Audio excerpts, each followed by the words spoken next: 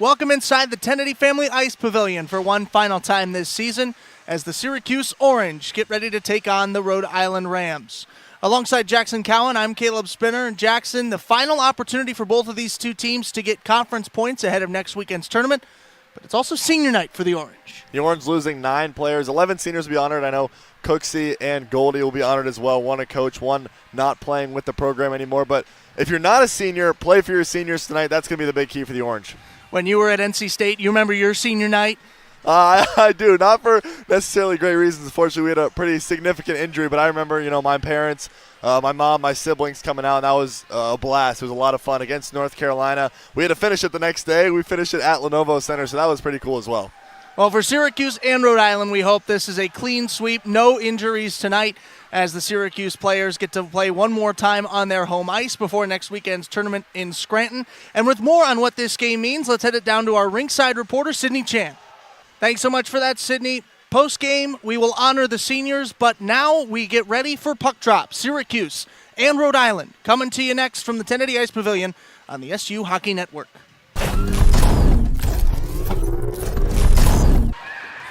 Up the near wall towards DeArcy. DeArcy at the top of her zone clears it out. Ham trying to bring it back in. The Colonials have to be careful to avoid the offsides, and eventually they'll just dump and hang out between the blue lines. Wide open in the neutral zone. Kinsler ahead to Knoll. Knoll walking in on Phillips. She scores! Heidi Knoll gets Syracuse ahead of RMU 1-0. Orange leading in the postseason. DeArcy in control with 4:40 to go in the first period. The Orange ahead 1-0 over the Tigers. Outlet towards the slot, couldn't get through. And now using the near wall to get it up ahead. Gendron off the feed from Sorella. She scores!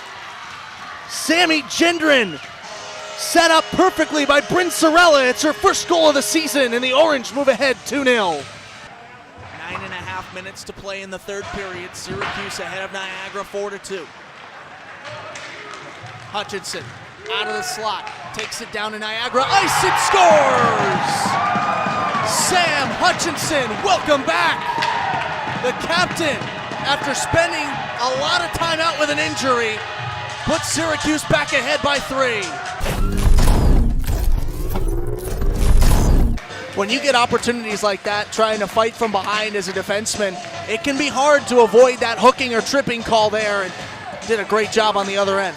Weekend did a great job indeed, and Phillips, you see her go down as well. A lot of the time the official will see that as kind of a symbol, but in good position there. Nothing wrong with that play by Weekend. Sorella, a quick shot off the face-off win for the Orange. Phillips makes another stop. And now RMU out of their side of the ice, up to no man's land, and back in. The Orange doing a great job of keeping things on their side of the ice offensively. In the neutral zone, work back towards Chung.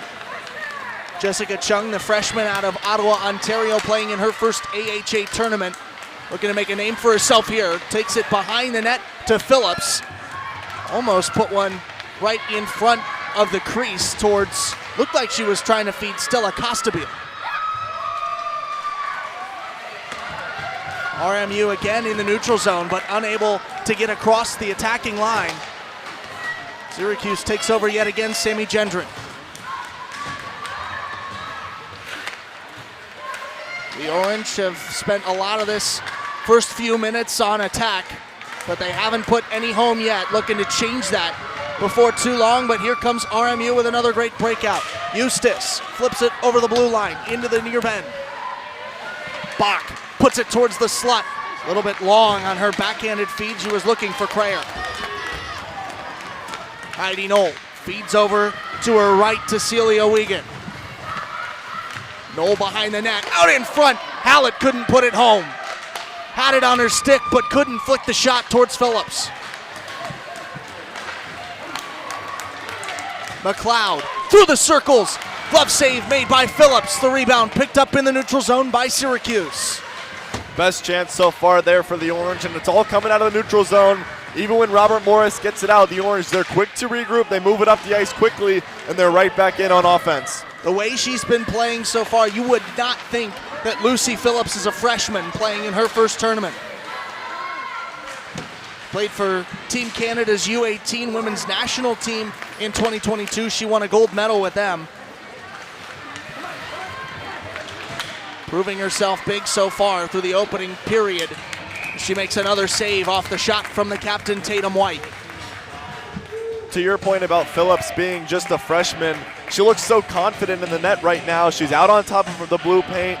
We see right there Tatum White, a shot, no rebound, just snares it. The puck is sticking to Phillips right now. The transfer from Quinnipiac settled in early.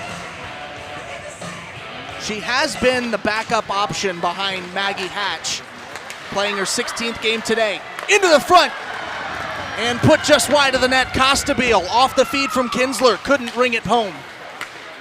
Kinsler takes over the loose puck. Below the circle, lost it off what looked like a trip, no call.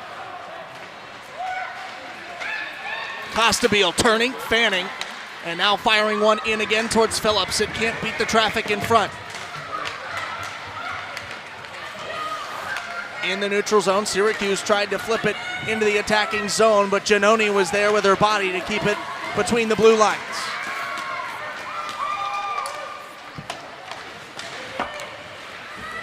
.5 minutes to play in period number one. Still very early in this opening game of the AHA tournament between Syracuse and Robert Morris.